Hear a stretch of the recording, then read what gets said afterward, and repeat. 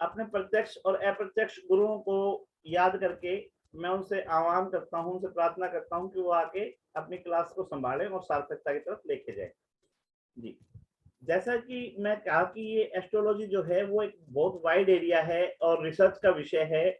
सिर्फ 12 भाव हैं, 12 राशियां हैं, 9 घर हैं, उन्हीं को सारे काम जो है सौंप रखे हैं। इन्हीं प्लेनेट में से कुछ हमारे कारक तत्व बनते हैं, कुछ बाधक बनते हैं, कुछ मारक बनते हैं।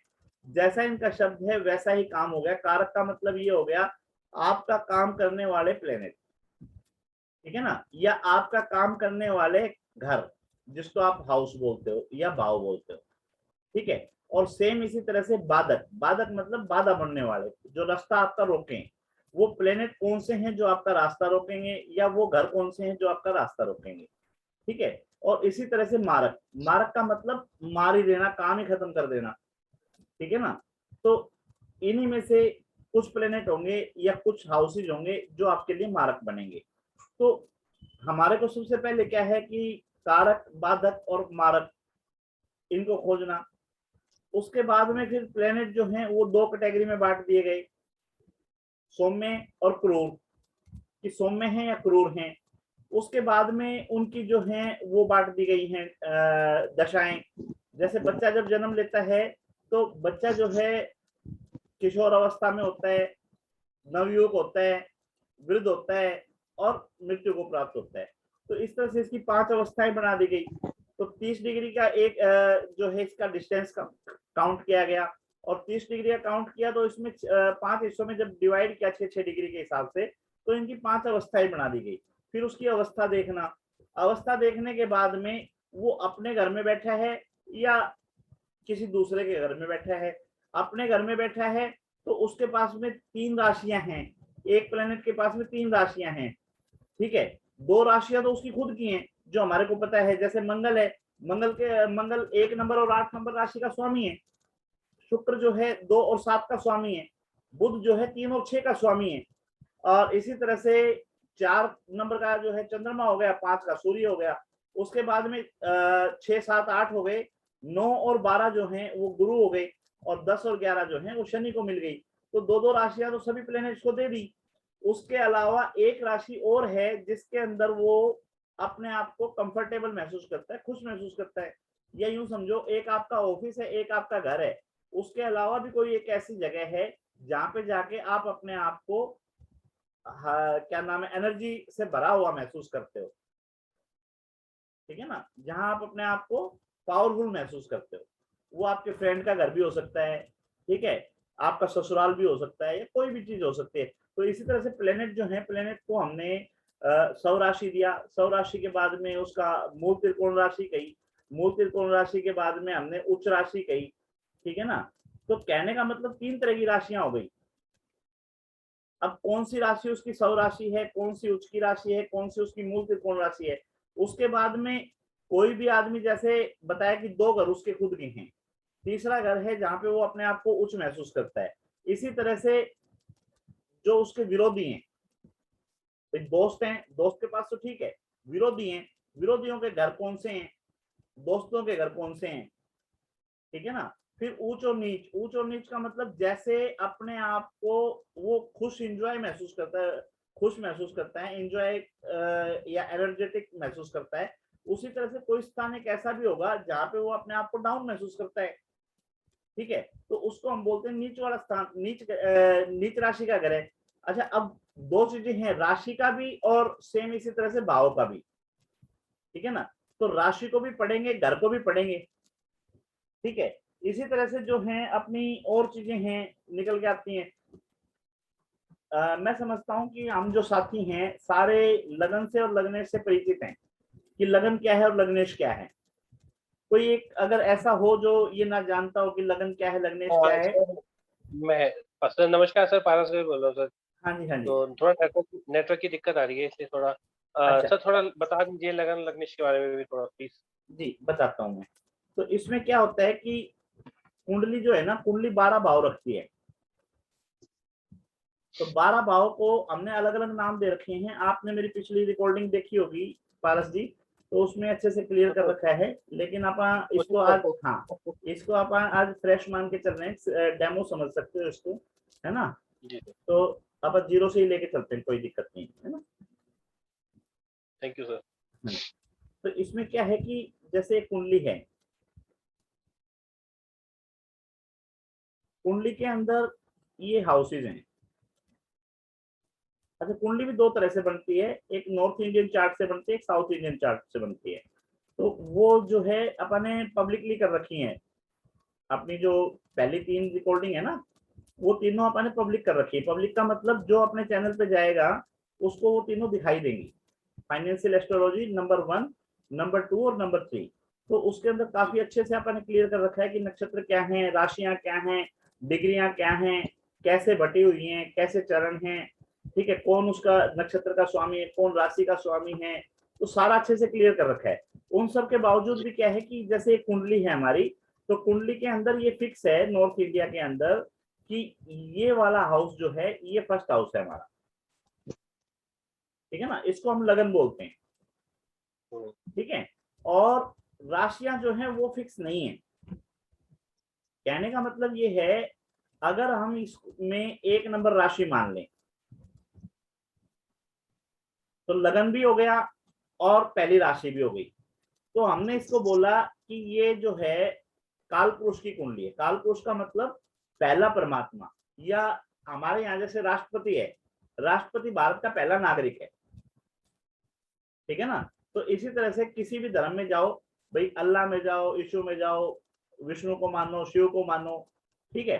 तो ये मान लिया कि भाई जब जन्म हुआ किसी भी चीज का, कुंडली का, तो कोई ना कोई पहला मानना था, तो हमने पहली राशि यहाँ पे मान ली, ठीक है ना। इसको हम बोलते हैं काल पुरुष की कुंडली, कि लगन जो है मेष राशि को मान लिया, ये बोलते हैं। अच्छा, इसमें नियम है, नियम क्या है कि ये एंटी क्लॉक चलता है। जैसे 1 नंबर यहाँ पे है तो 2 नंबर यहाँ पे आएगा, ठीक है, और फिर 3 नंबर यहाँ पे आएगा। इसमें कोई वो नहीं है संशय, ठीक है जी। अब राशियां जो है हमारी वो 12 राशियां हैं। राशियों की सीक्वेंस हम चेंज नहीं कर सकते। मेष, वृष, मिथुन, कर्क, सिंह, कन्या, तुला, वृश्चिक, धनु, ये हमने बताया कि नक्षत्र को संस्कृत में बोलते ही ये है। नक्षत्र का मतलब संस्कृत में ये है कि ना हिलने डुलने वाली चीजें,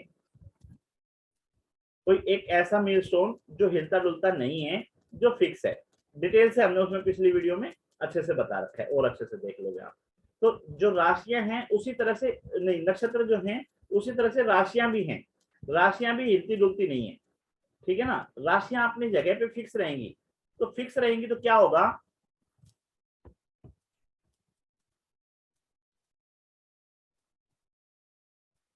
एग्जाम्पल के लिए मान लो कि 1 number, 2 number, 3 number, 4 number, 5 number, 6 number, ऐसे राशियां आएंगी, ठीक है ना। तो राशियों को तो हिलना नहीं।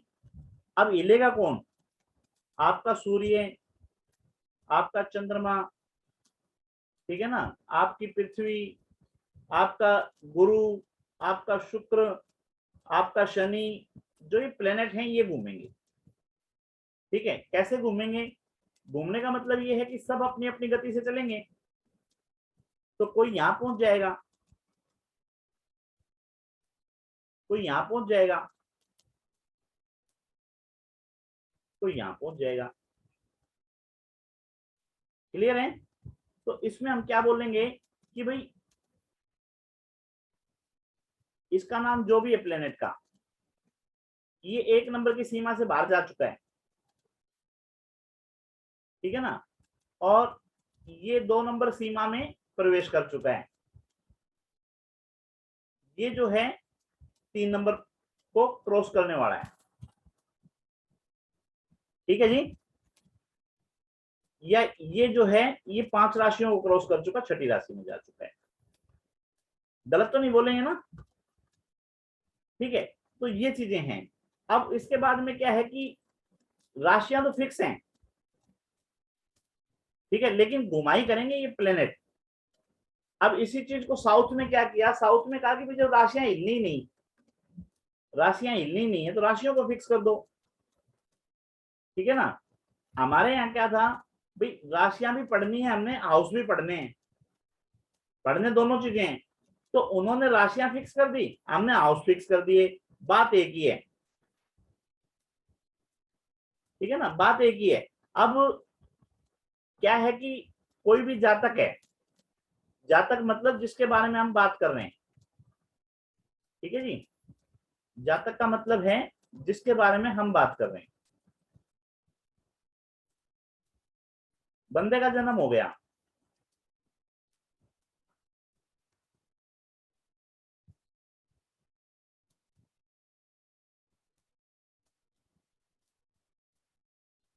ठीक है ना, जातक है, इसका जन्म हो गया, तो जन्म हुआ तो किसी न किसी राशि में हुआ होगा ना, ये जातक है, इसका जन्म किसी न किसी राशि में हुआ होगा, मेष में हो, वृष में हो, मिथुन में हो, कर्क में हो, सिंह में हो, कहीं पे भी हो, कोई ना कोई एक राशि होगी जिसमें इसका जन्म हुआ होगा। सपोज करो ये 5 नंबर में जन्म हुआ, तो 5 नंबर को लगन में बिठा दिया जाएगा।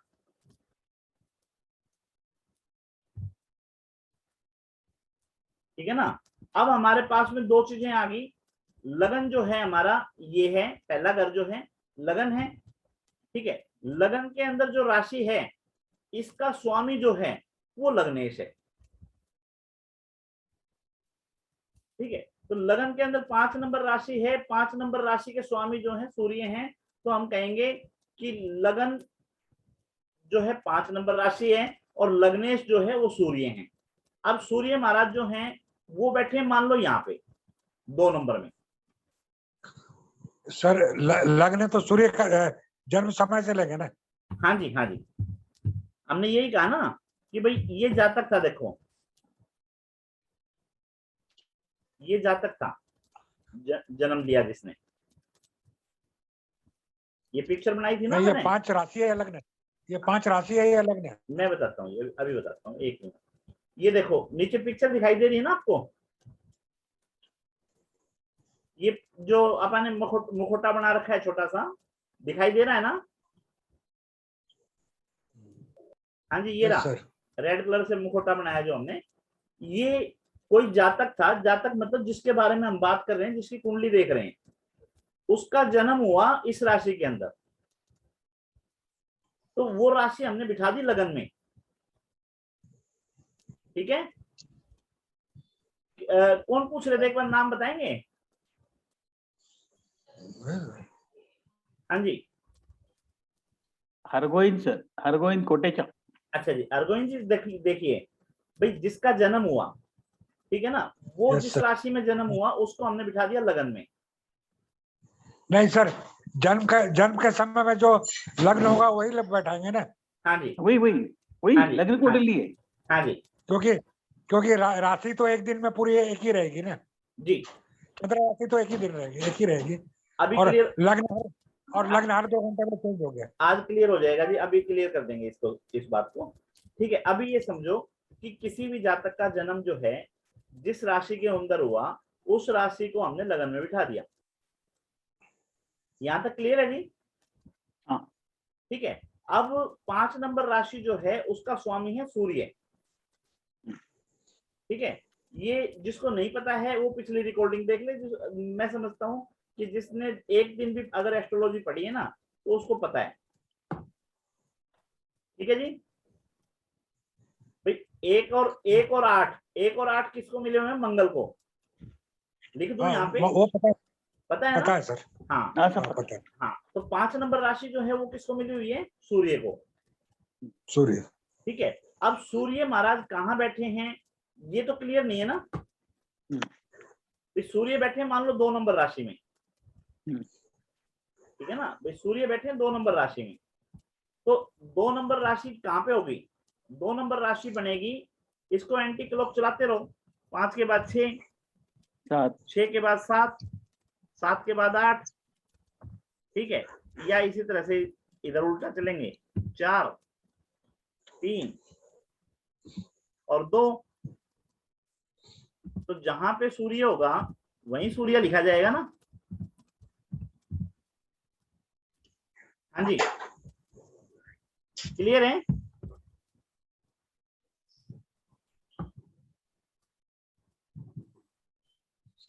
सूर्य कितने नंबर राशि में बैठा था?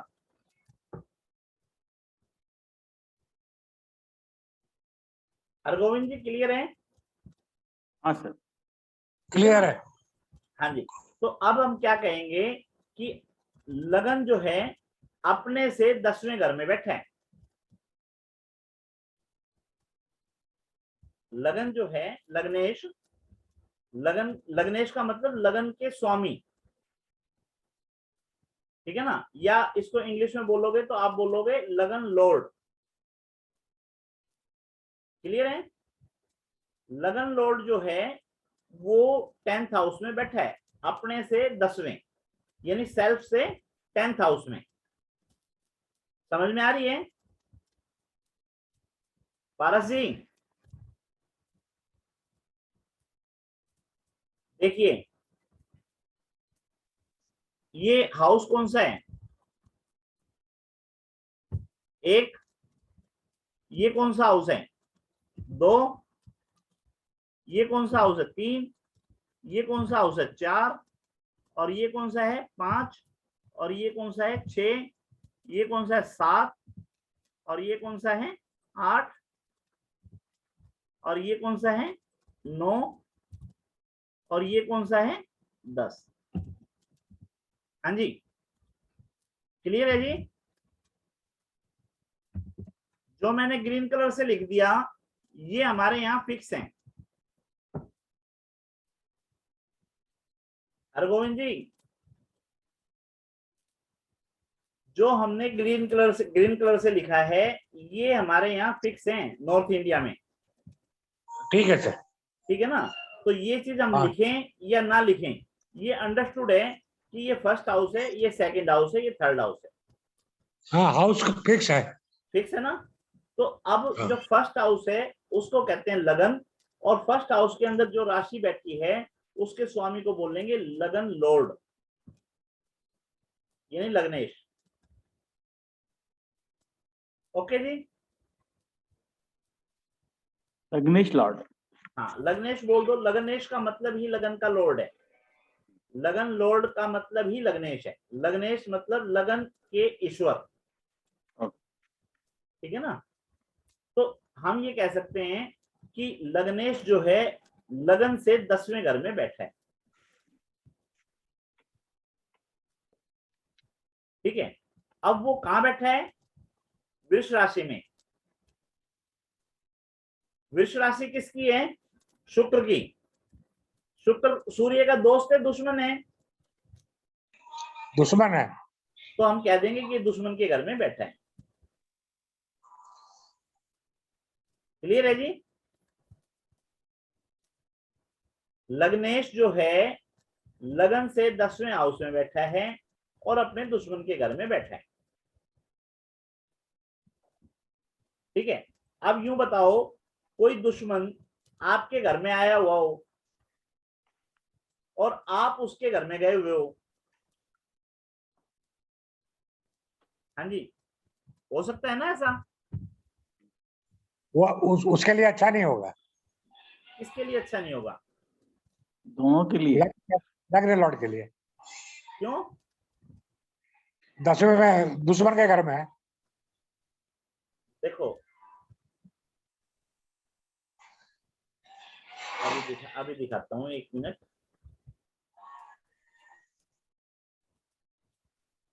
मैंने स्थिति क्या बताई? देखो स्थिति ये बताई मैंने कि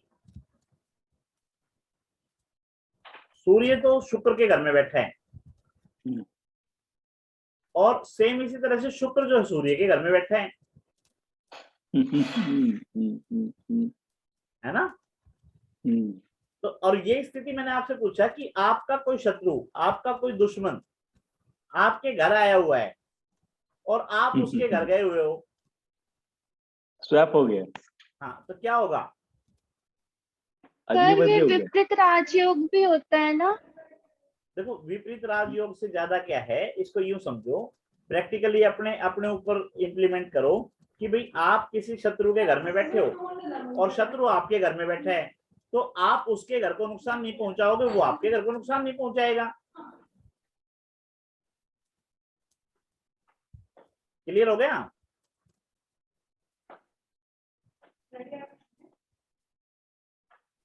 हरगोविंद जी कहना क्या चाह रहा हूँ, समझ में आई बात? हाँ आ गई। है ना? तो ये 7 तरह के संबंध होते हैं, ये 7 तरह के संबंध होते हैं जी, कि कौन किसकी राशि में बैठा है, किसके साथ युति कर रहा है, किसके साथ कंजक्शन कर रहा है, किसके ऊपर दृष्टि डाल रहा है, ठीक है, वो सारी हमारे को देखनी पड़ेंगी। फिर उसके बाद में क्या है कि दूसरी सिचुएशन लो, आपके घर में कोई पेशेंट है, आपको उसको साथ लेके वैष्णो देवी की चढ़ाई करनी है, अब आप कैसा महसूस करोगे? हाँ जी हरगोविंद जी। Yes sir.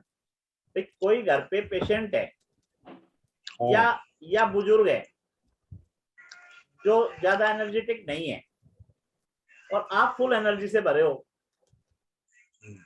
ठीक है, और चढ़ाई करनी है वैष्णो देवी की, अब कैसा कंफर्ट करोगे? परेशानी होगी ना?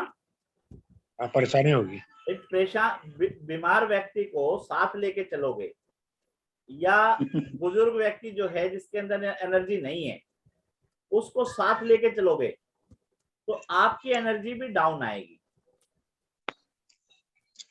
ठीक है ना?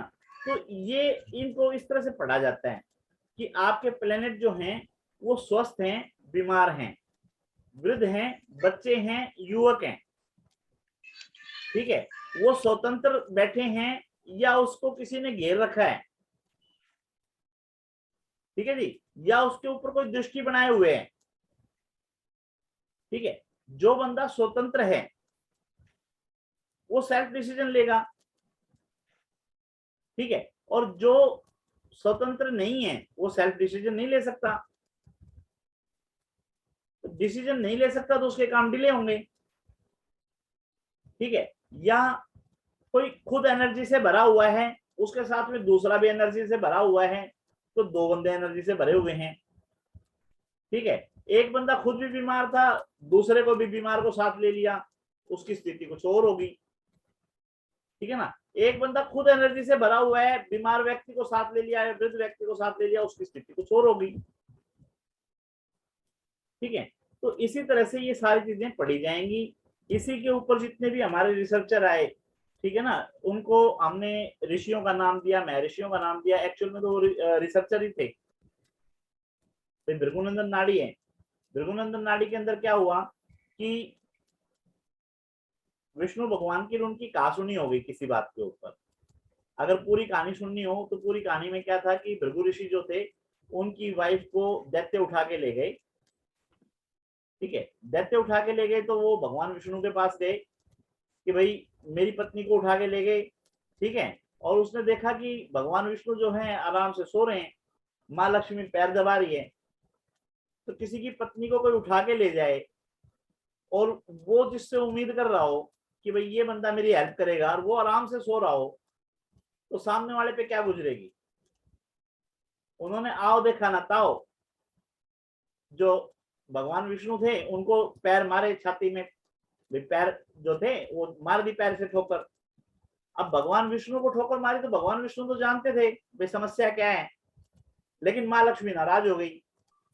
माँ लक्ष्मी ने कहा कि भाई तूने विष्णु को ठोकर मारी है, मैं तेरे घर नहीं आऊंगी, ठीक है।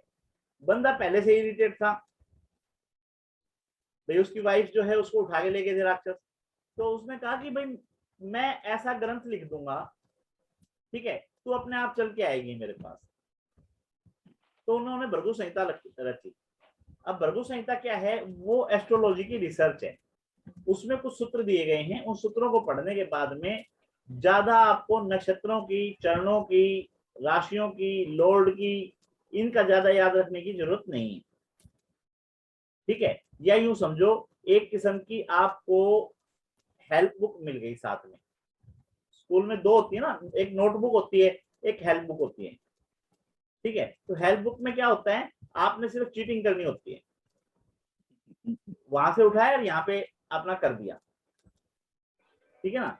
तो क्योंकि वाकई ये एक टिपिकल सब्जेक्ट है, इतना आसान सब्जेक्ट नहीं है जितना हमारे को दिखता है।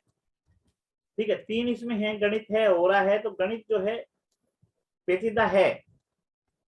जो पंचांग लिखते हैं वो है पंचांग लिखने वाला काम पेचीदा है। जो मिनटों का, घंटों का, एक एक सेकंडों का हिसाब निकाल के लेके आते हैं, हमारे हिंदी के महीने याद नहीं होते। भाई कहने का मतलब 2 साल तो मेरे को हो गए, प्रयास मैंने किए नहीं, आज तक मेरे को हिंदी के नाम महीने याद नहीं है। ठीक है, ये याद हो गए, नक्षत्र याद हो गए, क्यों बार बार रिपीट करता हूँ? अश्विनी, भरणी, कृतिका, रोहिणी, मृगशिरा, आद्रा, पुनर्वसु, पुष्य, आश्लेषा, मघा, पूर्वा, फाल्गुनी, है ना। वो पोयम भी बना रखी है हमने, पोयम की वजह से भी इजीली याद हो गया कि केतु जो है देगा 7 वर्ष शूल, अश्विनी, मघा और मूल। ठीक है ना, वो कविता हमने इसमें डाल भी रखी है अपनी रिकॉर्डिंग के अंदर पहले। शुक्र रहेगा 20 वर्ष ठाडा, भरणी, पूर्वा, फाल्गुनी, पूर्वा साडा। ठीक है, तो हमारे को पता लग गया कि कौन से प्लेनेट के लिए कौन से नक्षत्र जो हैं वो मिले हुए हैं। तो कहने का मतलब ये चीजें जो हैं धीरे धीरे याद होती हैं। अब लेडीज हैं जो घरों में जो हिंदी महीनों के हिसाब से चलती हैं, उनको याद है। और हिंदी महीने जो हमारे हैं वो हमारे नक्षत्रों के ऊपर ही रखे गए हैं। ठीक है ना, जैसे श्राद्ध है, उत्तराषाढ़ है, ठीक है ना, तो श्राद्ध महीना आ जाता है, चैत्र है, बैसाख है, ये सारे के सारे नक्षत्रों के ऊपर नाम दिए गए हैं। ठीक है जी, हाँ जी, ये समझ में आ गया होगा लगन और लग्नेश का। हरगोविंद जी, हाँ जी, हरगोविंद जी, हाँ यस सर, क्लियर हो गया। लगन और लग्नेश क्लियर हो गया ना। तो इसमें क्या हाँ, है, clear। इसमें क्या है मैं बताऊं आपको। जैसे आदमी का शरीर है, आदमी के शरीर की वैसे तो एक एक चीजें जो हैं वो कीमती हैं। पैर की उंगली है वो भी कीमती है, बैलेंस बना के रखती है, चलने में मदद करती है, आपका बैलेंस जोड़ने नहीं देती, है ना। या हाथों की उंगलियां हैं, ये भी वो है। लेकिन क्या कोई बिना खोपड़ी का आदमी देखा है आपने कहीं? जिसके पास में खोपड़ी ना हो, सिर ना हो, ठीक है, बिना हाथ का मिल जाएगा, बिना पैर का मिल जाएगा आपको। ठीक है, और भी दोनों हाथों के बगैर मिल जाएगा, दोनों पैरों के बगैर मिल जाएगा, आंख के बगैर मिल जाएगा, कान के बगैर मिल जाएगा। तो लगन जो हमारी है वो खोपड़ी है, सिर है। ठीक है, और अगर आपकी पकड़ है तो आप 60 to 70% सिर्फ और सिर्फ लगन से ही प्रिडिक्शन दे सकते हो, क्योंकि सभी चीजों का उपभोग इस खोपड़ी को ही करना है। हमारे हाथों का, पैरों का, आंखों का, कान का, शरीर का, पेट का, सबका उपयोग कौन कर रही है? खोपड़ी तो कर रही है ना। तो लगन जो है, लगन महत्वपूर्ण है। लगन 60 से 70% प्रेडिक्शन जो है आपकी दे देता है, अगर आप इसको अच्छे से पढ़ते हो तो। अब उसको पढ़ने के लिए आप इसको अलग अलग वाइड करते हो। तो वाइड करने का मतलब ये है कि एक पिछली रिकॉर्डिंग जो है वो आप देखोगे, आपको अच्छे से क्लियर हो जाएगा। ठीक है, एक बार जल्दी जल्दी मैं फिर भी करवा देता हूँ, समय नहीं लूंगा ज्यादा, जल्दी जल्दी करवाऊंगा। अच्छा, एक इसमें ये 3 मिनट बाद ये डिस्कनेक्ट हो जाएगी, हम दोबारा से कनेक्ट होंगे उसी उससे, अपना जो आपके पास में आया हुआ है ना, लिंक आया हुआ है जो जूम मीटिंग का, उसी से दोबारा कनेक्ट होंगे। 3 मिनट में अपने आप डिस्कनेक्ट हो जाएगा जी। एक सर्कल है जो 360 डिग्री का है, उसको हमने 27 हिस्सों में बांटा तो नक्षत्र में बांट दिया। जब उसको हमने 12 हिस्सों में बांटा तो राशियों में बांट दिया। जब हमने उसको 108 हिस्सों में बांटा तो उसको नक्षत्र में बांट दिया। यहाँ तक क्लियर है जी? क्लियर है ना। उसी तरह से क्लियर ये, उसी तरह से जो हमारा ये चार्ट है ये भी हमारा 360 डिग्री का है। ठीक है, बस फर्क ये है, ये गोल है और ये स्क्वायर में है। उसी तरह से हमने इसके 12 हिस्से बना रखे हैं। 12 हिस्सों में एक हिस्सा जो है वो 30 डिग्री का है।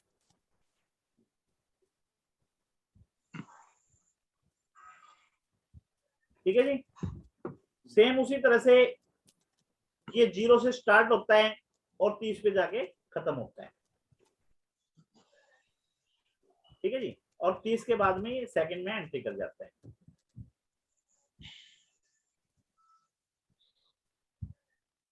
क्लियर है यहाँ तक? लगन लग्नेश का हमारे को पता चल गया, ये पता लग गया कि लगन क्या होता है, और लगन के अंदर जो राशि होती है उसको हम लग्नेश बोलते हैं, उसके स्वामी को हम लग्नेश बोलते हैं। ये हमारे को पता लग गया। उसकी डिग्रियों का हमारे को पता चल गया। डिग्रियों के लिए हम क्या करते हैं कि जैसे हमने बताया था कि मान लो कोई जातक है, उसका जन्म जब भी हुआ 5 नंबर राशि के अंदर जन्म हुआ, तो 5 नंबर राशि के अंदर भी हम ये देखेंगे कि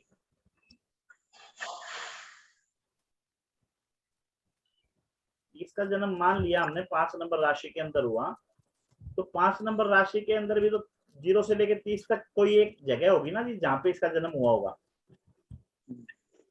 ठीक है ना। तो वो इसकी लगन की डिग्री बोली जाएगी,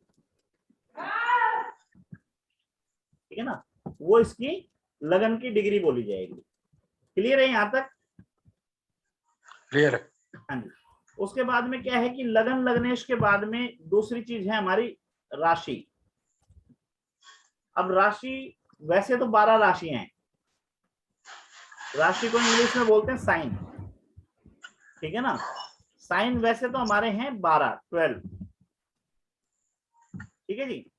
लेकिन राशि जो है एक बोलेंगे हम लगन की राशि, एक बोलेंगे हम चंद्र राशि, ठीक है। और एक्चुअल में जैसे है ना टूथपेस्ट बोलते हैं हम, ठीक है ना, तो काफी लोग जो हैं कोलगेट को ही टूथपेस्ट समझते हैं। गांव के अंदर अब आप जाओगे और जाके अगर मांगोगे टूथपेस्ट, ठीक है, नाम नहीं लोगे तो मोस्ट प्रोबेबली आपको वो कोलगेट उठा के दे देगा, या आप वहां जाके कोलगेट, अगर आप गांव के अंदर जाते हो तो गांव के अंदर आज भी अगर आप टूथपेस्ट मांगते हो तो टूथपेस्ट के नाम पे हो सकता है आपको कोलगेट उठा के दे दी जाए, या आप जाके कोलगेट मांगते हो आपको वहां पे हो सकता है दूसरा ब्रांड दे दिया जाए, ठीक है।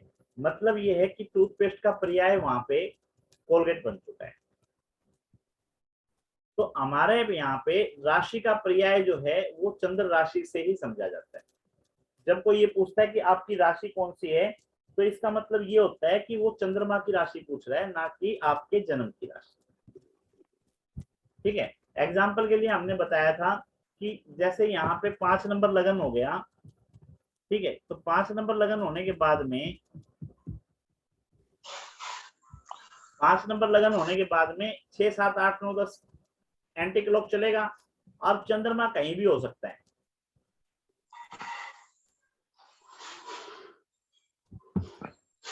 मान लिया चंद्रमा यहाँ पे है, तो ये अंडरस्टूड है कि ये 7वें घर में है।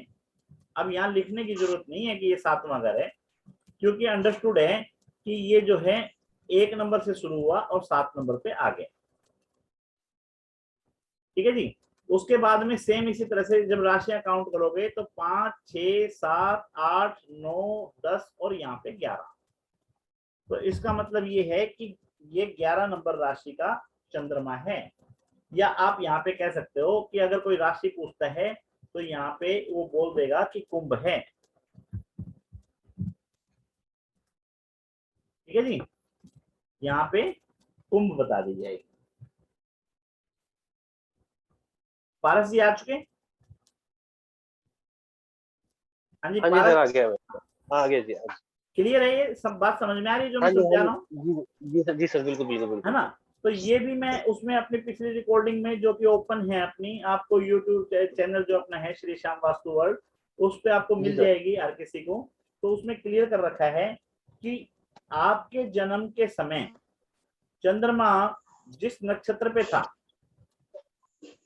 ठीक है ना, उस नक्षत्र की जिस राशि के अंदर आता होगा, वो नक्षत्र जिस राशि के अंदर आता होगा, ठीक है, वो राशि जो है आपकी जन्म की राशि कहलाएगी।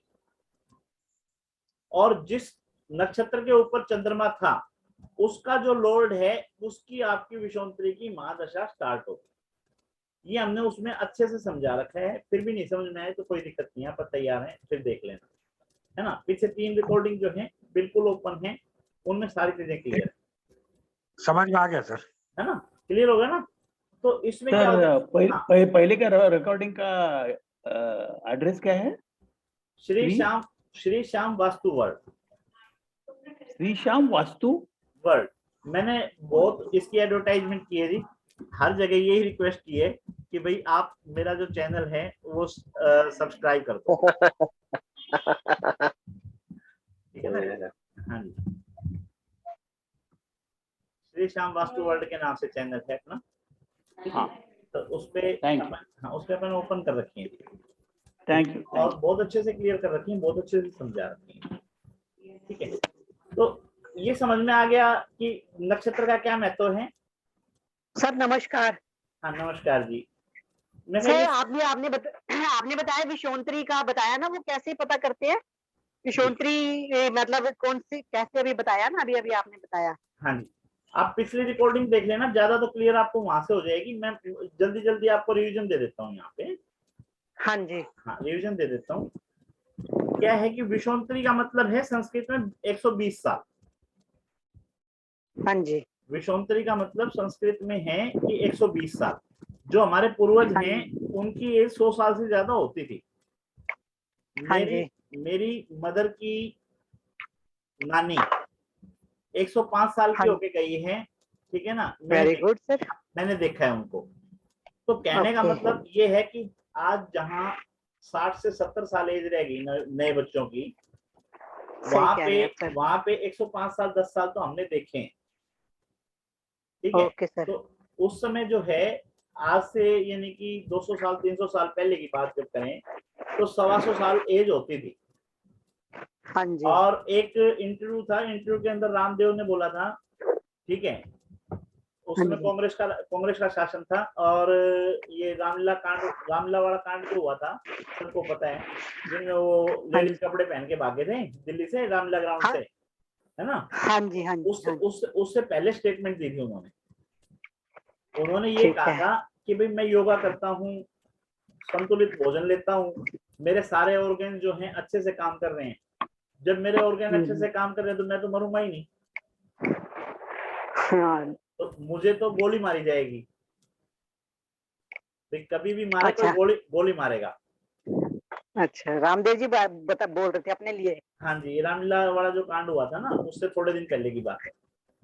अच्छा, तो कहने का मतलब ये है कि ये ऑर्गन्स जो है ना, ये आप हाँ जितना केयरफुली इनको यूज करते हो उतना अच्छा चलते हैं ये, ठीक है। जी, आज जो हमारी दिनचर्या है वो बिल्कुल खत्म हो चुकी है। खत्म होने का मतलब ये हमें ये नहीं पता कि कब ठंडा खाना है, कब गर्म खाना है, कब किस चीज को छोड़ना है, कब नहीं छोड़ना है, ठीक है। जो मिल गया खा ठीक, लिया, नहीं मिला तो सारा दिन भूखा रह लिए, ठीक है। थोड़ी देर पहले ठीक, कोल्ड ड्रिंक मिल गई, फिर चाय मिल गई, फिर कॉफी मिल गई, ठीक है। सारा दिन एसी में पड़े रहे, एकदम धूप में निकल गए, ठीक है। ठीक कह रहे हैं तो सर। हाँ जी, ये जो हमारी जीवन की दिनचर्या है ना, इससे क्या है कि हमारे ऑर्गन्स जो हैं जल्दी खराब हो जाते हैं। और ठीक है ऑर्गन्स सर। जब तक काम कर रहे हैं, जब डाउन जाते हैं तो एकदम से इतने डाउन जाते हैं। एक हफ्ता शायद उन्होंने अनशन रखा होगा पतंजलि में उस समय, हम्म, और एक हफ्ते में ऐसा ओके, हो गया था कि आज प्राण निकलेंगे, कल प्राण निकलेंगे। रामदेव अच्छा, जी तो ये कह रहे थे कि मेरा कभी भी मैं तो मरूंगा ही नहीं। हाँ जी, तो कहने का मतलब ये सिर्फ दिनचर्या के ऊपर डिपेंड है। हमारा जो दिनचर्या है ना वो बिगड़ चुकी है। ठीक कह रहे हैं सर। अदरवाइज 120 साल तक लोग जीते थे। तो हमारी जो है वो विषोंतरी महादशा 120 साल की मानी गई, ठीक है। जब उसको हाँ जी, 120 साल की मानी गई तो उसके अंदर जो है वो बना दी गई एक सीक्वेंस कि केतु जो है वो 7 वर्ष के लिए रहेगा, हाँ जी, ठीक है। शुक्र जो है,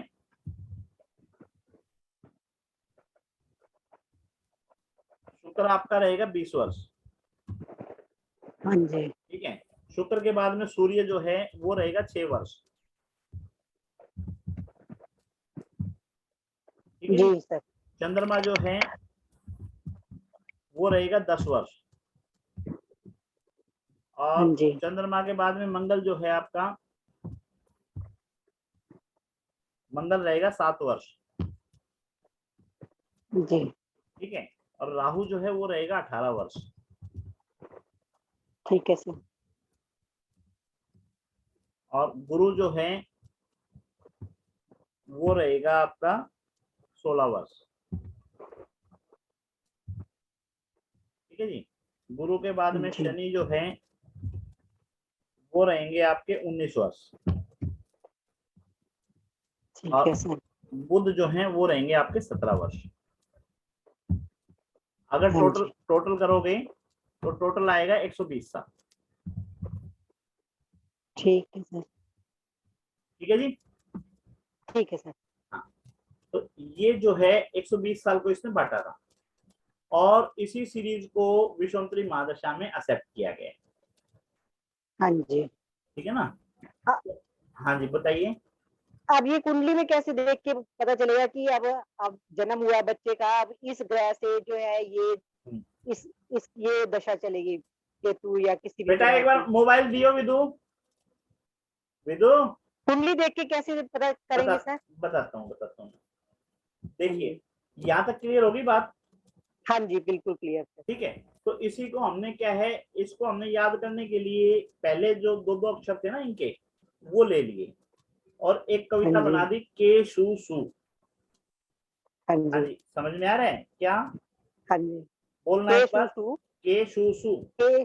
हाँ जी के शु। हाँ, फिर उसके बाद में दो दो अक्षर फिर ले लो, चमरा। चमरा। हाँ चमरा। फिर आगे ले लो, चमरा। बुशबू। बुशबू। रोशु गु। देखो, हाँ जी ये देखो, ये दिख नहीं रहा देखो, मुझे। कोई बात नहीं, मैं यहाँ लिखता हूँ। देखो के शु, ठीक है ना जी, सु। हाँ जी। हाँ जी। चमरा, बुशबू। याद रह जाएगी ना ये चीज। हाँ जी। हाँ जी। इसका मतलब ये हो गया कि ये सीरीज चलेगी हमारी। ठीक। ठीक है ना। अब सीरीज के हाँ अंदर जी। क्या होगा कि जातक का जन्म जिस भी उसमें होगा, तो हमारी सबसे छोटी इकाई क्या है? नक्षत्र है, राशि है, चरण है, क्या है हमारी छोटी इकाई? हाँ जी, यूनिट, छोटी यूनिट कौन सी है हमारी? हाँ जी कोई भी।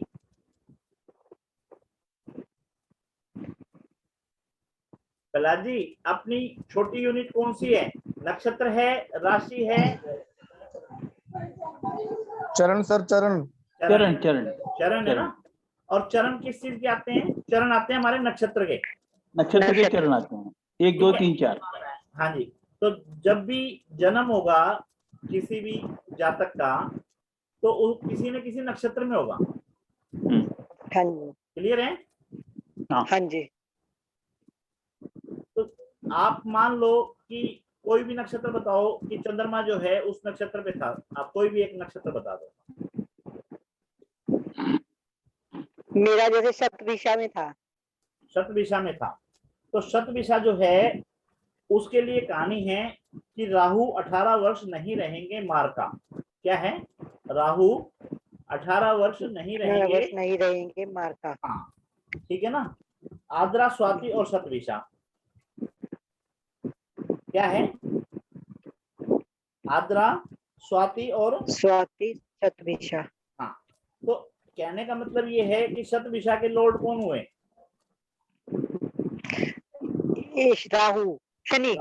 अरे भाई, अभी कविता भी बताइए आपको। राहु 18 वर्ष नहीं रहेंगे मार्का, आद्रा, स्वाति और शतभिषा। हाँ जी राहु सर, राहु। राहु है ना। तो आपके जन्म के समय पहली महादशा आपकी राहु की रही होगी। हाँ जी। क्लियर होगी बात? हाँ जी। हाँ जी ठीक ठीक सर। ठीक है ना। जैसे एग्जाम्पल के लिए मान लो ये जन्म पत्री है, ठीक है। हमने कहा जी शम्मी जी की जन्म पत्री खोलो, ओपन हो गई। हाँ जी। अच्छा ये मैं म्यूट कर रहा हूँ, क्यों आवाज डब आ रही है ना। अगर जरूरत हो तो आप अपने आप को अनम्यूट कर लेना, है ना। ठीक। जहां आपको लगे कि होना चाहिए वहां कर लेना। अभी देखो यहाँ पे आपको दिखाई दे रहा है 24 नवंबर 1987 को बंदे का जन्म हुआ। ठीक है, शाम को 9:42 पे जन्म हुआ। तो जब इसको हम जन्म पत्री को उठाएंगे तो यहाँ पे आपको दिखाई देगा कि राशि का मतलब ये है कि चंद्रमा किस राशि में था। चंद्रमा किस राशि में था? धनु राशि में था। ठीक है, धनु राशि के अंदर कौन कौन से नक्षत्र आते हैं? ये आप पिछली 3 रिकॉर्डिंग देखोगे ना, आपको क्लियर हो जाएगा। धनु का नंबर है धनु का नंबर 9 है।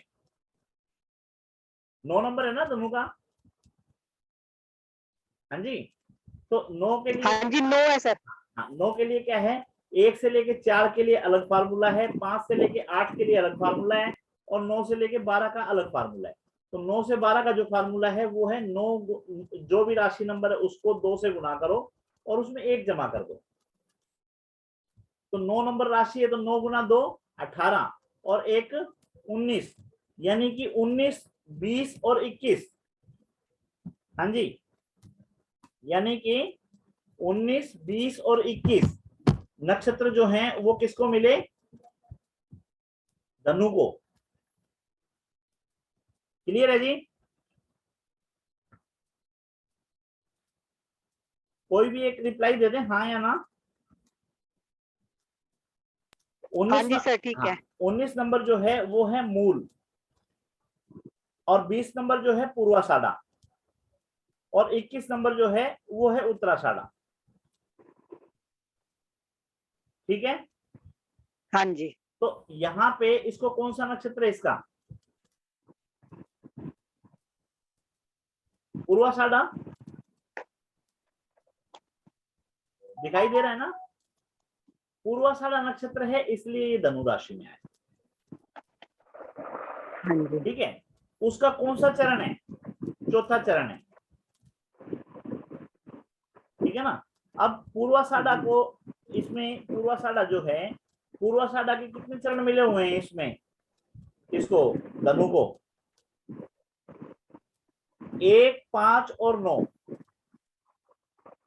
1, 5 और 9, यानी मेष राशि, सिंह राशि और धनु राशि तीनों को एक ही सीक्वेंस मिली हुई है। 4 चरण मिले हुए हैं केतु के, 4 चरण मिले हुए हैं शुक्र के, और फिर जो है 1 चरण मिला हुआ है सूर्य का। ठीक है जी? तो शुक्र के 4 चरण मिले हुए हैं, यानी कि शुक्र का चौथा चरण इसका कंप्लीट हो रहा है। तो चौथा चरण कंप्लीट हो रहा है तो आप बोल सकते हो कि शुक्र की जो दशा है, कितने साल की शुक्र की दशा?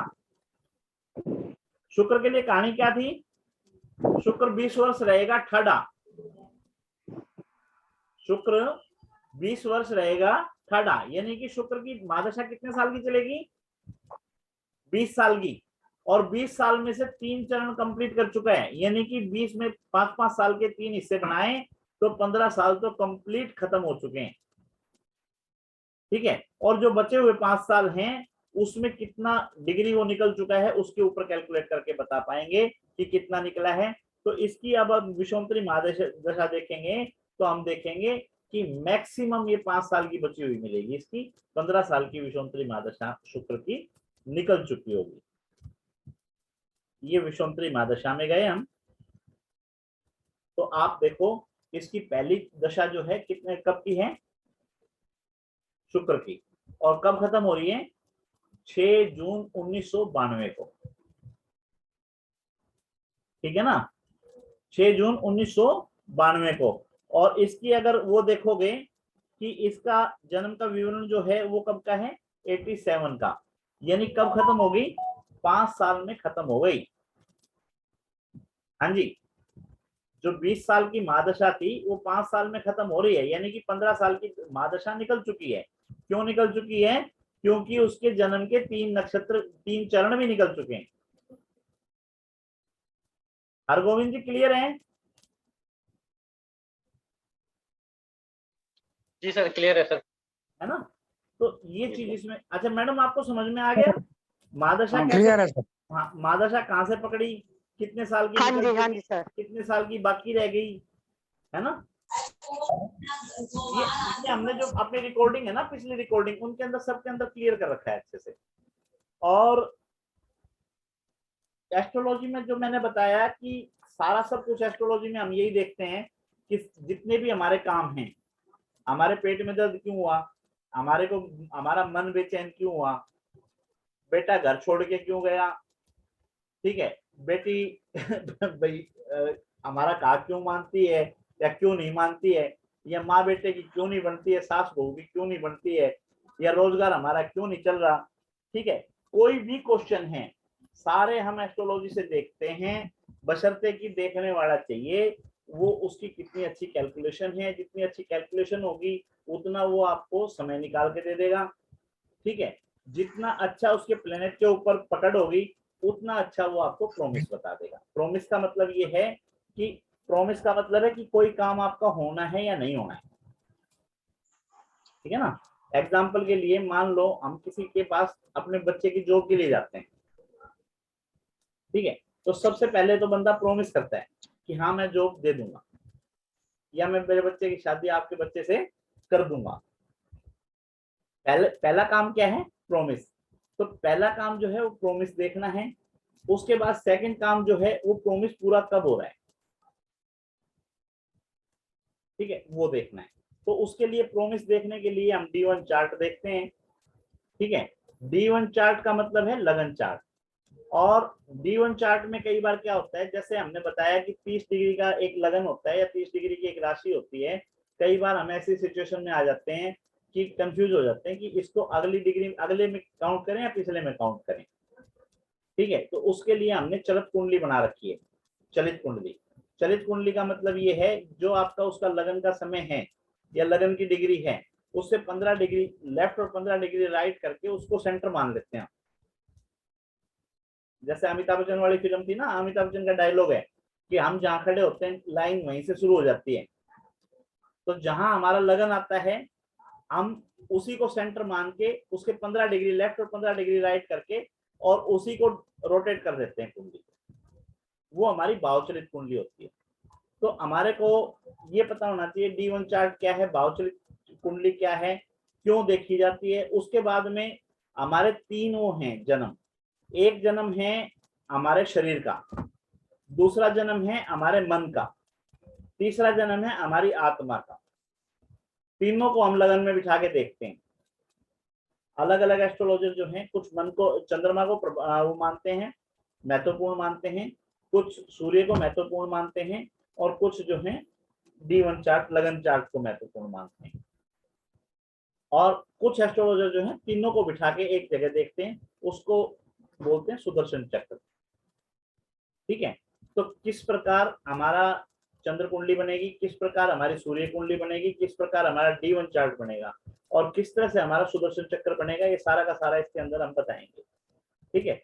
फिर उनको कैसे हम रीड करेंगे ये बताएंगे, ठीक है। उसके बाद में सर्वतोभद्र चक्र एक टूल है, वो टूल हम बताएंगे। टूल के अंदर क्या है कि सारे नक्षत्र, सारी राशियां, सारी तिथियां, सारे आपके क्या नाम है स्वर, सारे व्यंजन और सारे वार एक जगह लिख के रख लिए जाते हैं।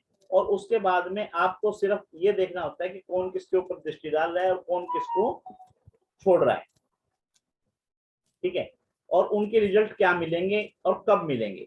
फिर उसके बाद में आता है ट्रांजिट। ट्रांजिट का मतलब आता है गोचर। गोचर का मतलब ये है कि जातक का जन्म हुआ उस समय की ग्रहों की स्थिति तो ये थी, आज ग्रहों की स्थिति क्या है, और उसके अकॉर्डिंग वो उसके जन्म के पहले घर पे इफेक्ट डालेंगे, दूसरे घर पे इफेक्ट डालेंगे, तीसरे घर पे इफेक्ट डालेंगे, ठीक है ना। तो वो चीज, ठीक है, और वो कहाँ पे इस समय विराजमान है, उन चीजों को कैलकुलेट करके उनको बताना। अच्छा, उसके अंदर क्या है कि बहुत से जितने भी फील्ड हैं, कोई मेडिकल एस्ट्रोलॉजी बोलता है। मेडिकल एस्ट्रोलॉजी का मतलब वो बीमारियों को खोजते हैं। कोई अपना मैरिज के लिए स्पेशलाइजेशन देखता है कि लव मैरिज होगी, अरेंज मैरिज होगी, या लिव इन रिलेशनशिप में रहेंगे, या शादी होगी या नहीं होगी, एटसेट्रा जो भी है, ठीक है, शादी निभेगी नहीं निभेगी। कुछ कैरियर के प्रति चलते हैं, कुछ जो हैं अपना पैसा इन्वेस्ट करते हैं शेयर बाजार में, निफ्टी में, कम्युनिटी में, ठीक है, तो उनके अकॉर्डिंग।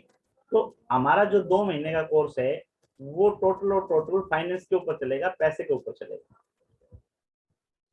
ठीक है जी। भाई उसके लिए हमारा जो पहला महीना है वो निकलेगा बेसिक के लिए। बेसिक में नक्षत्र क्या है, राशियां क्या है, लॉर्ड क्या है, दृष्टियां क्या हैं, एस्पेक्ट क्या हैं, कैसे वो ऊंच के हैं, कैसे नीच के हैं, ठीक है, ये सब चलेगा। और अगले महीने जो है उनकी दृष्टियां लगने पे किसका क्या प्रभाव पड़ेगा, कब सोना तेज होगा, कब चांदी तेज होगी, कब आपका कपास तेज होगा, कब आपका क्या नाम है भाग्योदय होगा, ठीक है ना, किस समय आपको भाग्य से तकलीफ मिलेगी, इस तरह की जो चीजें हैं वो सारी की सारी हमारी इसमें चलेंगी। और कुछ पूछना है तो बताइए, ठीक है। सर इसमें आप अभी कि 12 भाव के क्या क्या कारक तत्व है राशि के और प्लैनेट, वो बता चुके हैं या बताएंगे अभी बाद में? नहीं जी, अभी इतना नहीं हुआ है। अभी हमारी सिर्फ 5 क्लासें हुई हैं, ठीक है, और 5 क्लासों में से 3 क्लासें जो है मैंने कॉमन कर रखी हैं, लगभग जी, सभी को दे चुका हूँ। जिसको नहीं मिली है वो जैसे ही मेरा ये चैनल है श्री श्याम वास्तु वर्ल्ड, वो सब्सक्राइब करेंगे तो उस चैनल के ऊपर उनको मिल जाएंगी। और फिर भी नहीं जी, मिलती हैं तो सबके पास मेरे नंबर है जी, क्योंकि सबको मैं नहीं भेजा है नंबर, ठीक है ना, मेरा कोई दूसरा कोई बंदा नहीं है, ठीक है। नंबर मेरे 3 है, ठीक है। तो जिस भी नंबर से आपके पास मैसेज आया है आप कांटेक्ट करोगे, मेरे से ही मिलेगा, ठीक है। नहीं, मैं जानने का था कि तो अभी आप बाद में बताएंगे। गुरुजी जरा नंबर बताएंगे हम? आप नंबर 9255 वाला ही नोट कर लीजिए जी। बाकी आपके पास जिस नंबर से मैसेज आया हुआ है ना वो भी मेरा ही है। नहीं नहीं, मेरे को मेरा फ्रेंड फॉरवर्ड किया है। थैंक यू सर, ये परमात्मा की कृपा है, ठीक है ना, ये परमात्मा की कृपा है जी, इसमें कोई नहीं, वो हमारे फ्रेंड जो अच्छे हैं ना, well wisher mister Thakkar, Satish Thakkar, ji. पहली दफा आपसे मुलाकात हुआ। अगर नंबर अगर मैं डिस्प्ले करते हैं तो मैं अभी कर देता हूँ। ये परमात्मा की कृपा है जी, जो भाई मैं तो सोच रहा था कि मेरे नहीं, प्रयासों से हमारा आएगा। भाग्य जो है आज ठक्कर साहब की वजह से आपसे मुलाकात हुई। जी, धन्यवाद सर।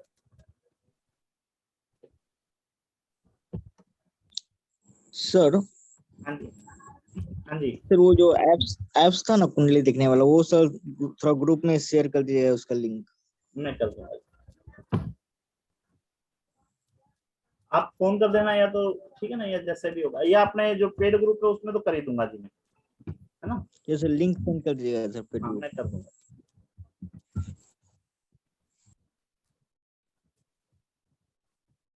ये सब मेरा नंबर है जो हर समय मेरे हाथ में रहते हैं। 9255149235। यही व्हाट्सएप पे है, यही गूगल पे है, यही पेटीएम पे है ना। और बाकी जो 2 नंबर हैं वो सिर्फ मार्केटिंग के लिए रख रखे हैं सर, मैसेज वगैरह करने के लिए। वो कई बार नहीं उठ पाते, तो हाथ में है तो उठा लूंगा, नहीं होगा तो नहीं उठाऊंगा, दोनों बात है। हाँ, 2 मिनट मेरा थोड़ा डिस्टर्ब हुआ। जी आप किधर कोर्स के बारे में बताएंगे गुरुजी? हाँ, कोर्स के बारे में मैंने बताया सर। जैसे क्या है कि एस्ट्रोलॉजी तो आप समझते ही हैं सभी, एस्ट्रोलॉजी क्या है ना। हाँ, और बेस जो है वैदिक ही रहेगा, पाराशरी रहेगा, ठीक है। उसको पढ़ने के लिए टूल हम जो हैं वो सर्वतोभद्र चक्र यूज करेंगे, हाँ, ठीक है। सर्वतोभद्र चक्र क्या है वो भी मैंने उसमें डाल रखा है, ठीक है। हाँ। अगर नहीं मिलता है तो आप मेरे को कांटेक्ट कर लेना, मैं आपको अलग से भेज दूंगा, ठीक है जी। तो उसमें सर्वतोभद्र चक्र क्या है, फिर उसके बाद में जो है पैसा कहाँ है, पैसा दूसरे घर में है, धन है ना। पैसा 11वें घर में है, इच्छा पूर्ति का है। पैसा 6ठे घर में सर्विस का है। पैसा 7वें घर में आपका डेली इनकम का है, ठीक है। पैसा आपका 8वें घर में है, गुप्त तरीके से कोई पैसा आ रहा है, ठीक है। तो वो पैसा कहाँ से कैसे आता है वो सारा हम रीड करेंगे। पैसा प्रोफेशन के अंदर है, प्रोफेशन हम रीड करेंगे। उसके अलावा जो बंदा है वो शेयर बाजार के अंदर पैसा इन्वेस्ट करना चाहता है, या कम्योडिटी में पैसा लगाना चाहता है, भाई सोने को खरीद के रखना चाहता है, चांदी को खरीद के रखना चाहता है, तांबे को खरीद के रखना चाहता है। तो जिस प्रकार मौसम है हमारे, मौसम मतलब सर्दी का मौसम अलग है, गर्मी का मौसम अलग है, ठीक है। तो सेम उसी तरह से इनके भी मौसम के अकॉर्डिंग और घरों के अकॉर्डिंग प्रभाव आते हैं, ठीक है। तो वो चीजें जो हमारे पूर्वज हमारे को बता के गए हैं कि इस मौसम में ये चीज जो है तेजी होगी। तो सर्दी, अभी आप कपड़े खरीदने जाओ मार्केट में, ठीक है, सर्दी आनी है तो आपके सर्दी के कपड़े जो हैं वो डिमांड में आ जाएंगे, और गर्मी आनी है तो सर्दी के कपड़े उठा के रख दिए जाएंगे, गर्मी के कपड़े डिमांड में आ जाएंगे, ठीक है। या दूसरा जो प्रभाव होगा वो देश काल की स्थिति के ऊपर डिपेंड होगा, भाई अब हमारे यहाँ जो सोना है वो हमारी प्रेस्टीज इशू है, ठीक है ना, हमारे लिए धन है, हमारे लिए वो क्या नाम है प्रेस्टीज है, हमारी इज्जत है, ठीक है। यही चीज अगर भाई आप चले जाते हैं, बाहर चले जाते हैं, तो सोने की वैल्यू डाउन।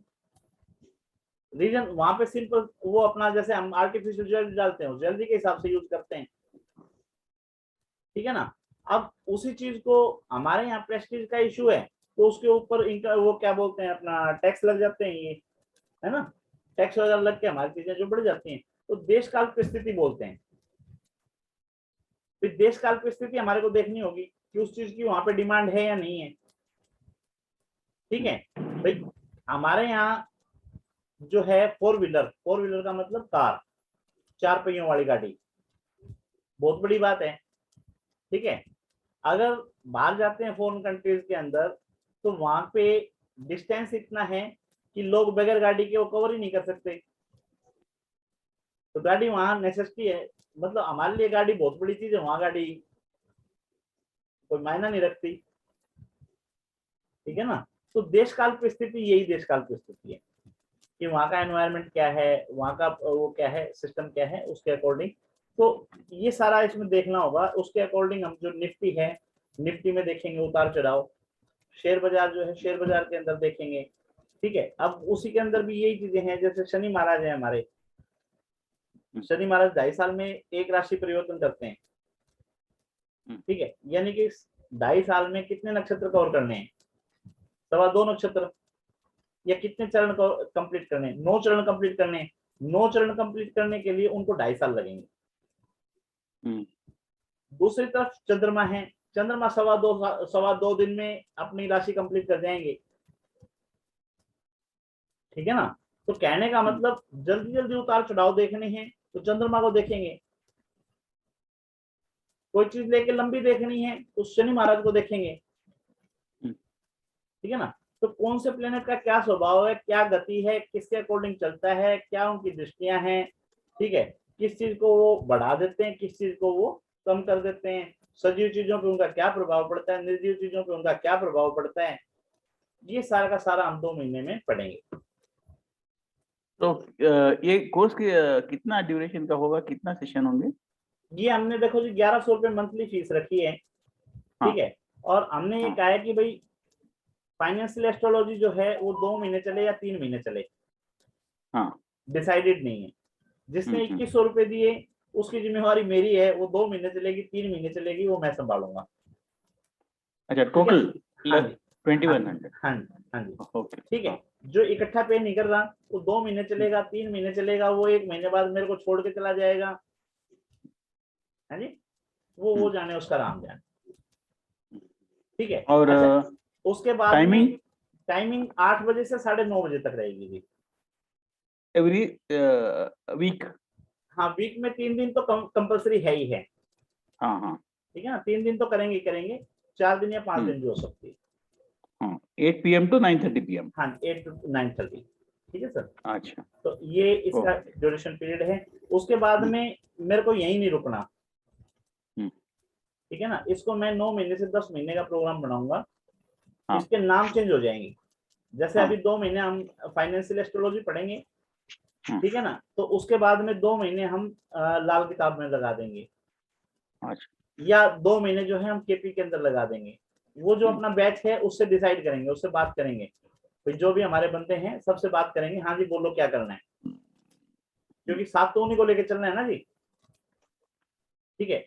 वो केपी की तरफ जाएंगे, लाल किताब की तरफ जाएंगे, भृगुनंदन नाड़ी की तरफ जाएंगे, ठीक है जी, या वास्तु की तरफ जाएंगे, ठीक है ना, कहाँ जाएंगे वो आगे आगे के बाद आगे रास्ता निकलता जाएगा। ये कोर्स मेरी इच्छा है 9 महीने से 10 महीने तक मैं इसको लेके जाऊँ। हाँ जी, ठीक है ना, ये मेरा थैंक यू। हाँ जी।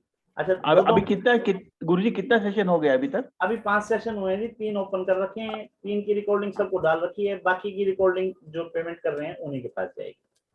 अच्छा, है ना। अब 6ठा सेशन कल है, आज तो ये रिवीजन थी, समझ लो रिवीजन में भाई ज्यादा उसको ना करके वो जो पीछे किया है ना उसी का सारा हमने वो बताया, थोड़ा सा आगे ले लिया। हाँ, 6 सेशन कल शुरू होगा। हाँ, 6 कल है जी।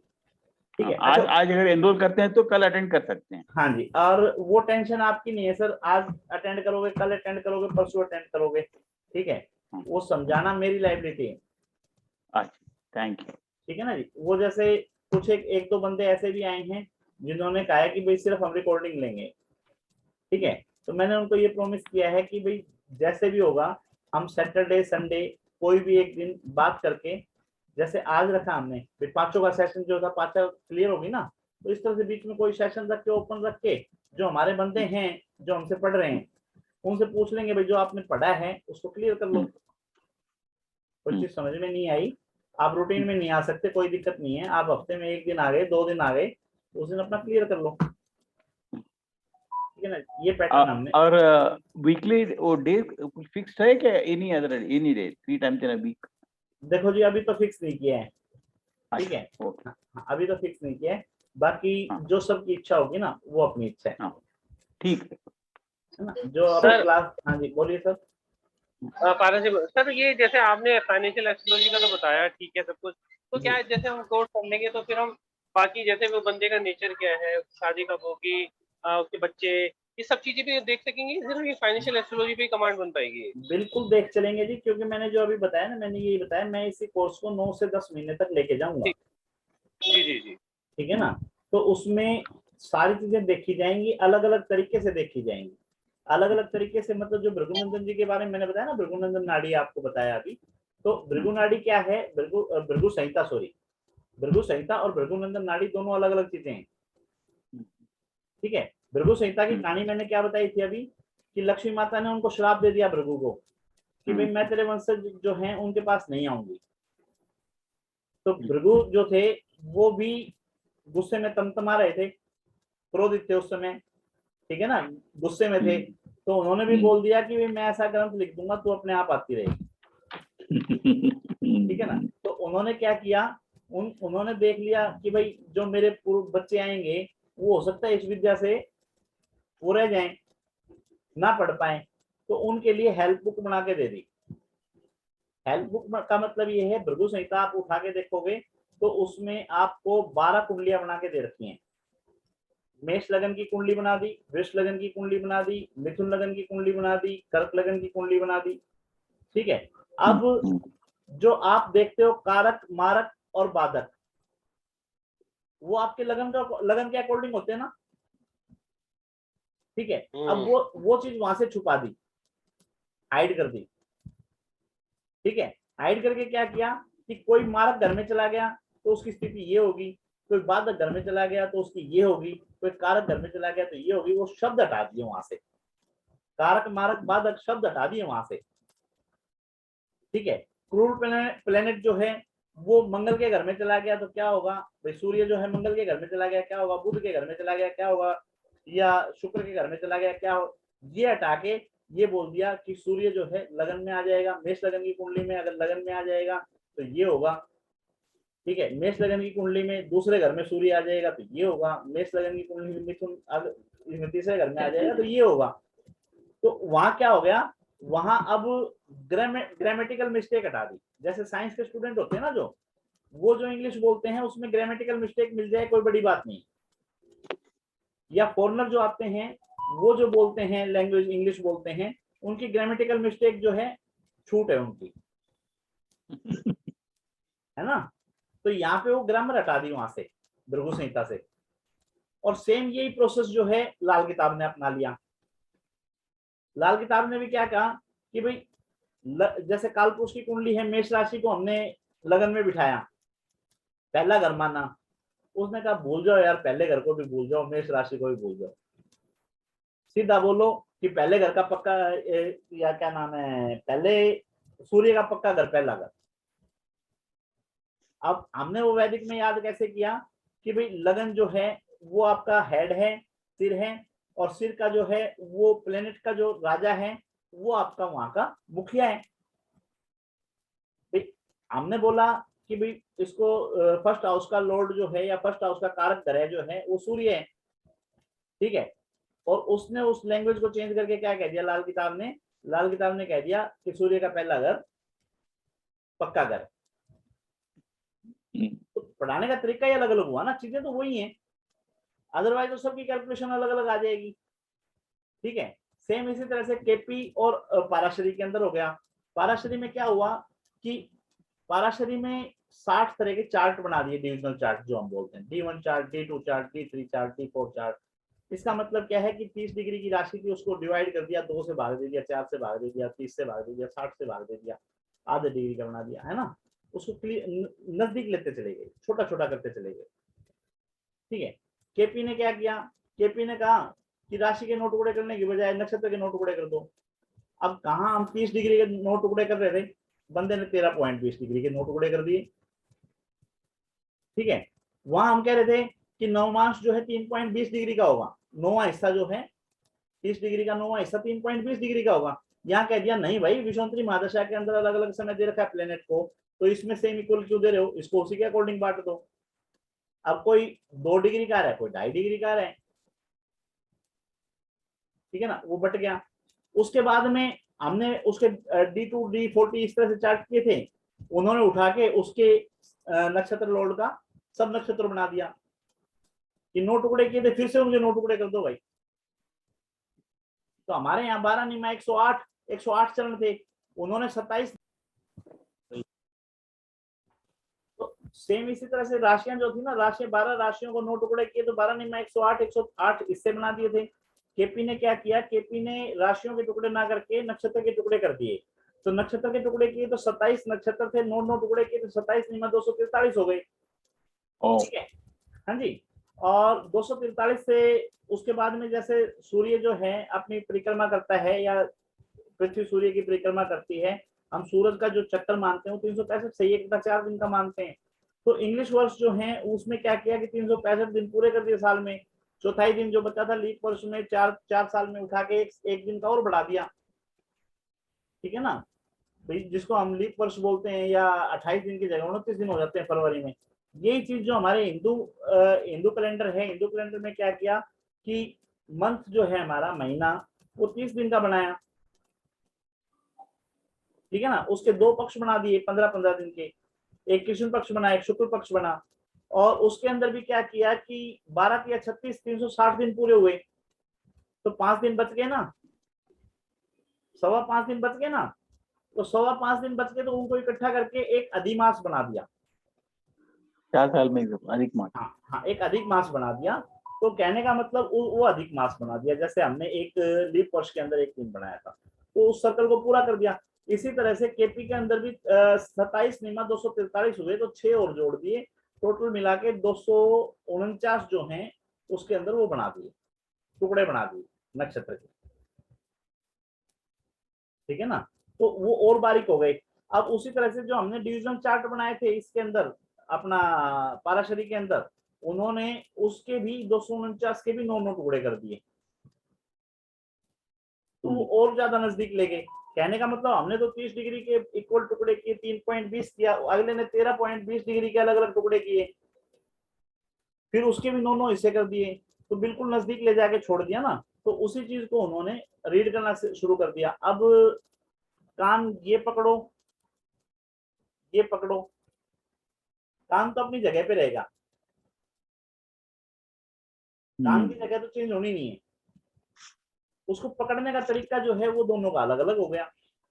तो केपी है, केपी जो है 80% आपकी जो है वैदिक है, पाराशरी है।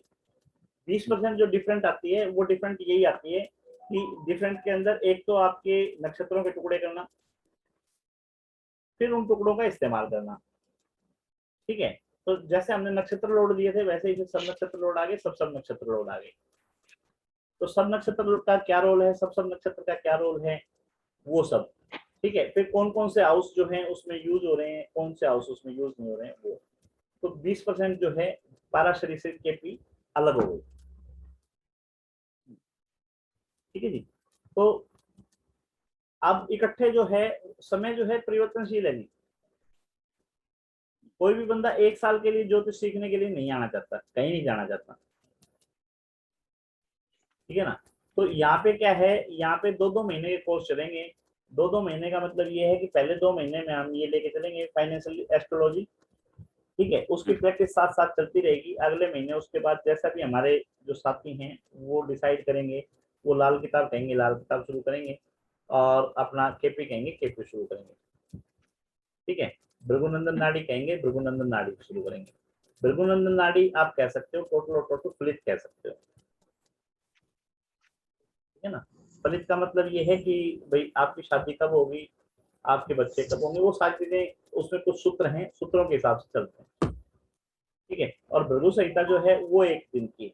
1 दिन का मतलब ये है कि आपको हेल्प बुक देखनी आनी चाहिए। ठीक है ना, कोई भी प्रश्न ले लो, उसका उत्तर ले लो, ऐसा ही होता है ना जी। गाइड पढ़ने के लिए कितने दिन चाहिए हमारे को, है जी?